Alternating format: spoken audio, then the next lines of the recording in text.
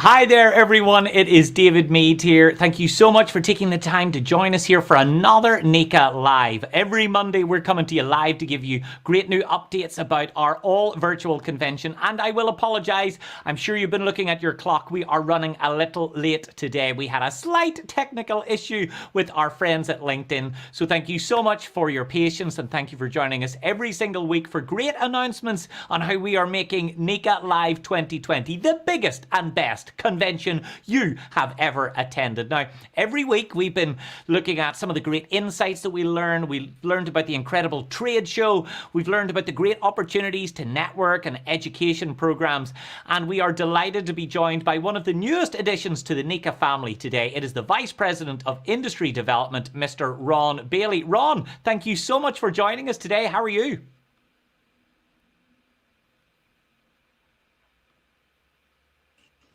I'm fantastic. There we go. If you David. could unmute. I'm Thank you so fantastic. much. Thank you for having me.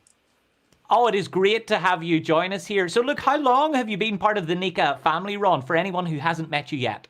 Roughly about 2 weeks. So I'm real new. I'm still trying to figure my way around the organization. Well, I can assure you, Ron, don't worry. We are a very friendly bunch. I've attended countless Nika events now, and I have never felt more welcome at an event than when I'm part of the Nika family. Tell me a little bit about your role here at Nika. Okay. Well, I can say that I've had a tremendous welcome also. So that you're absolutely right from that perspective.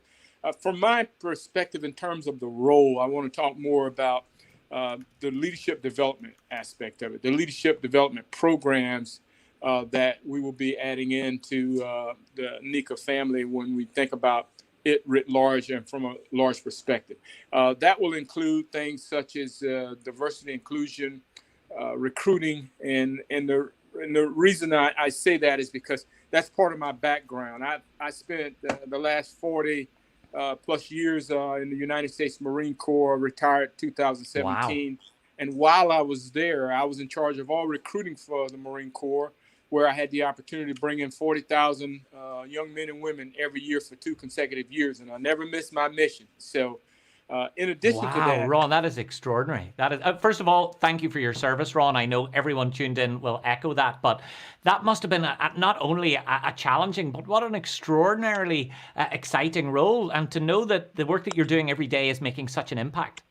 oh, absolutely. And one thing that I will also add to that is that it was a true joy and pleasure to meet the young men and women around the country, from all over the country. A lot of people fail to realize, we have recruiting stations in Korea, we have recruiting stations in Okinawa, Japan, Guam, and Hawaii.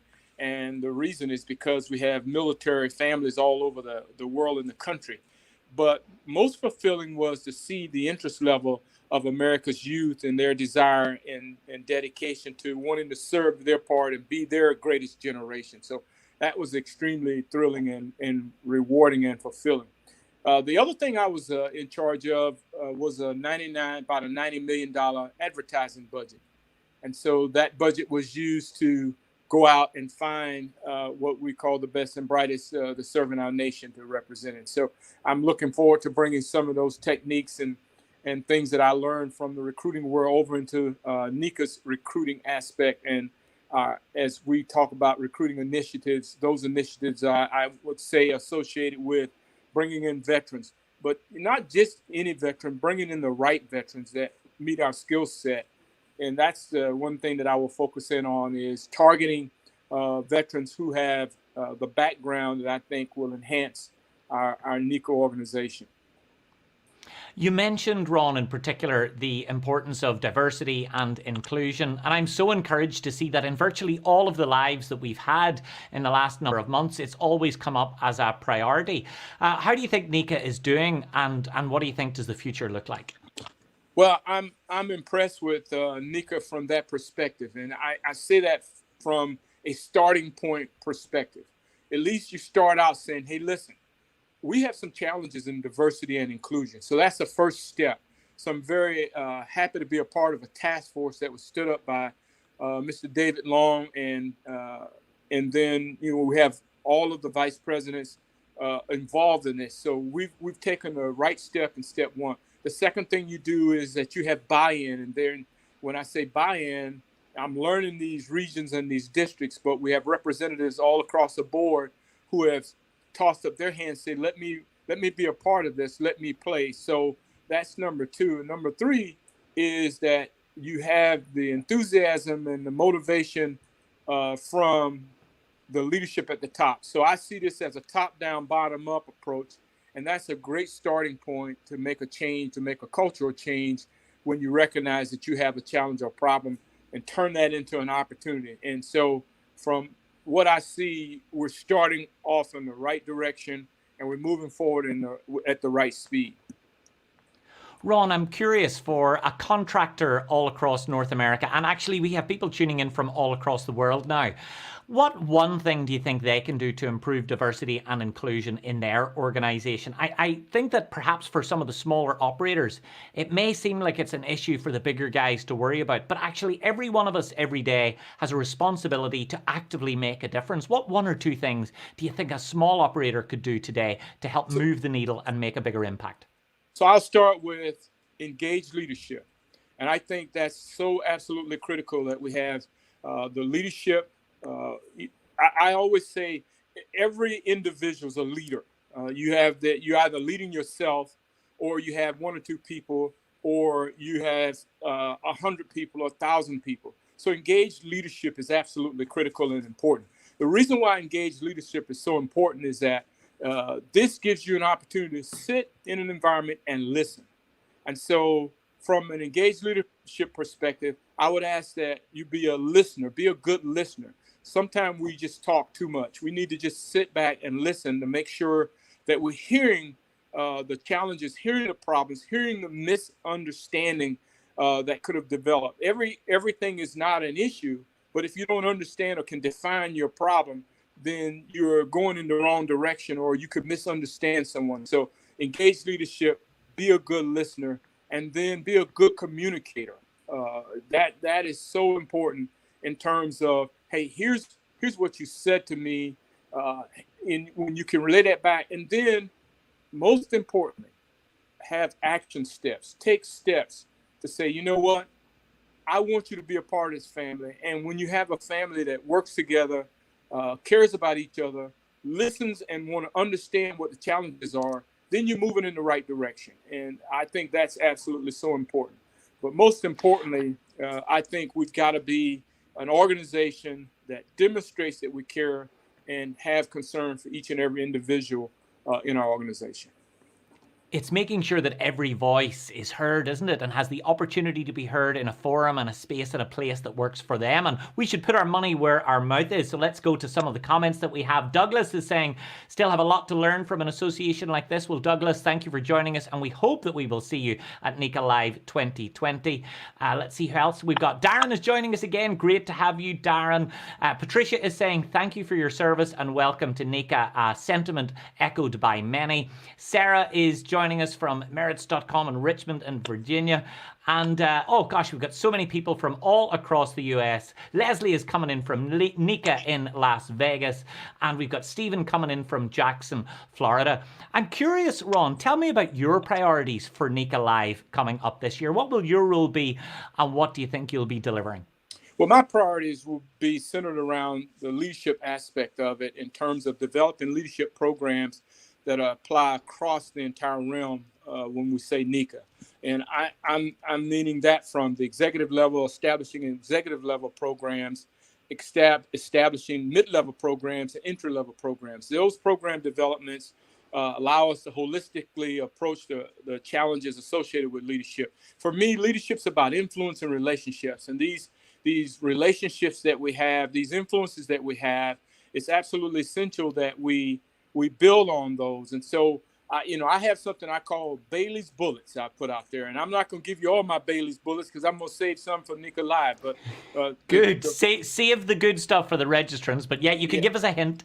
The first one is people are more important than things. And I'll start with that first Bailey Bullet when we understand that it's people that make up our organization. And we have that as a starting point and a focus.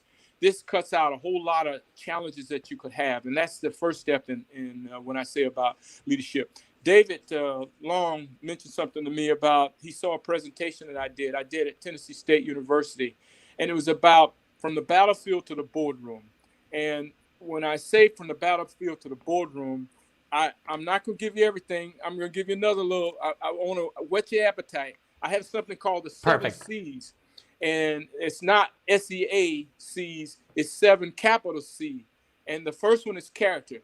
The second one is courage, and the third one is commitment. And you have to tune in to Nika Live to hear the other four. But Oh, that's kind of fantastic. where I'm going and what I see as important in terms of the development at the headquarters and also pushing it out through these programs that we will focus in on making everyone better, making our organization better. You know, a gentleman like you who has served the country, you've overcome so many challenges in the decades that you worked in that role. Isn't it exciting to see how Nika is responding to the pandemic challenge and making sure that members are still delivered for in this virtual way? I mean, sadly, I am based in Ireland at the moment, and hopefully, I'm hoping that I will get to DC so that I can host Nika Live 2020 right from the brand new HQ. And fingers crossed, I will be able to do that. But if not, give me a bit of an insight. What's the energy like in the team now? How hard is everyone working to bring this together? So I'm smiling. This big smile is a big smile because what I'm going to do, David, is describe to you. And so I will come from the perspective of I've served 4 tours in the Washington D.C. area, and on the 12th floor of a building, 1201 Pennsylvania Avenue, is a headquarters called Nika. And when you walk out on the veranda, and I'm a historian also at heart, when you walk out on the veranda and you look to the left, you see the Capitol, and you look in front of you and you can see portions of our museums. Off to the right, you see the Washington Monument, and behind it, you see the Pentagon. One of the best views. Oh gosh, it's breathtaking for me to describe that. But let me not only add to that breathtaking view to say that what's most impressive that when you walk in the building, you see people doing everything that they can to ensure the safety of each other by staying the distance, wearing masks, and doing all of those things. You have people rotating in and out so that you don't have the entire headquarters there at the same time. So if one person goes down, it takes out the entire headquarters. So that type of attitude, that perspective, I give credit to Mr. David Long and to Tracy, our CFO, for setting that environment and setting that up so that it keep our employees safe, and also we're able to function at the same time. So anyone who's coming back to headquarters, the first thing they're going to do is walk to the door and go, wow. Then the second thing they're going to do is they're going to get on the 12th floor and they're going to walk out of the veranda and say, you got to be kidding me. This is our headquarters, and it's absolutely fantastic. I'm the new guy in town, so that's what I'm able to see. Well, now that you're the new guy, I hope you got a nice, good new office in the new building. And, you know, I think it's really apt that that's where Nika will be based in the future, because as you look out across Washington, D.C. and see the incredible history and also the incredible future that the country and that the capital has, you know, Nika members have been a part of that. Nika members have built aspects of infrastructure, education, healthcare. Nika members truly are keeping the country going, even under these impossible circumstances. It's so inspiring, isn't it, to see even under these challenging times, Nika members are going above and beyond as well. Yeah, you say that, and I'm thinking about something that David Long showed me as he was showing the office to me, and we bring light to an area. You know, this through what we do, we bring light to an area. So we bring light to make it right. That would be my thing that I would add. That's most impressive as I look and see where Nika has been, what it's going to do. And so we're going to bring light to the future in more ways than I can begin to describe, because of the attitude and perspective of this great organization that it is. And it is that attitude. And let's go back to the comments and hear from some of our friends who are tuning in. Todd Reed is saying that he cannot wait to hear the other 4 C's. So it's nice that you have whet their appetite. Garner has been a member for 10 years plus. Garner, thank you so much for being so loyal, a big part of the family. Joe Perez is coming in from Chicago. Joe, we wish we could join you in person this year, but don't worry, Beth and the team are on it, and we will be back in Chicago before you know it, I can assure you. Let me see, who else have we got? We've even got someone coming in from Port Harcourt in Nigeria. Douglas, thank you so much. And Garner is coming in from Garner Construction and Electrical. It is so great to see everyone coming together and joining what will be really exciting. Ron, one last question for you. What would you say to someone who's on the fence, perhaps never attended a live in-person Nika convention before? What would you tell them? I would tell them to definitely engage and get to a conference as soon as you can, or in any form of fashion that you can. And I'm saying this from the experience that I've had in a very short period of time. It's an experience of a lifetime. Everything I've heard about the Nika conference and Nika Live and everything that everyone's doing and the work that they're putting in will be to make it a great experience. And so the other reason I say this is that in any organization that you're a part of or that you're involved in, it's about the relationships that you build. It's the relationships that will carry you. It's through relationships and through mentorship that you will learn more about the trade. And so I would offer to anyone, if you're on the fence, get off the fence, because we need you. You may be the mentor that the next generation needs to see and hear from. You may have the idea that may spark something that will be of great value to us all when we start talking about diversity and inclusion. It is our organization, and so all the individuals make up a great organization that allows us to be successful and to set the stage for the future. Ron, thank you so much for being so generous with your time today. I don't know about anyone else on the line. I am so fired up by your enthusiasm, by your ambition for Nika Live. I cannot wait to see you as part of the event. Ron, take care, stay safe, and I'll see you again soon. Thank you so much, Ron. And a big thank you to everyone who's tuned into this another live Nika event. So many people coming in. We've got Aisa coming in. We always have a great contingent coming in from Phoenix. James, thank you for joining us. Let me see. Angel Carrasco from beautiful New York. And we even have Mehmet coming in from Turkey. This truly is an international audience and an international event. And remember to make sure that you are registered. Registration is now open for the first ever all virtual, interactive Nika convention. So you can get your registration at nikaconvention.org. Put it inside your diary. And you know, one thing that Ron mentioned, it really is the people who provide the power. And I couldn't agree more. To Nika contractors all across the country, we got this. Nika is working with you. And for you.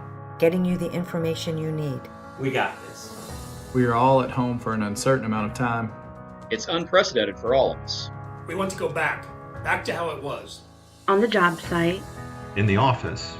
Kids at school. seeing friends and family. We will get through this. We're stronger as a team. Remember, we have to fight the battle before we can win the war. We've got this. We are the innovators. The creators. The men and women who bring us light. Empowering lives and communities. Powering our nation. From a single light bulb to the biggest cities. We got this. We're all together in this fight. Stay smart. And stay safe. We got this. We got this. We got this. We got this. We got this. We got this. We got this. We got this. To Nika contractors all across the country. We got this. A big thanks to everyone at Team Nika for taking the time to put that together. And a big thanks to all of you for joining us every single week. We will see you next time at Nika Live.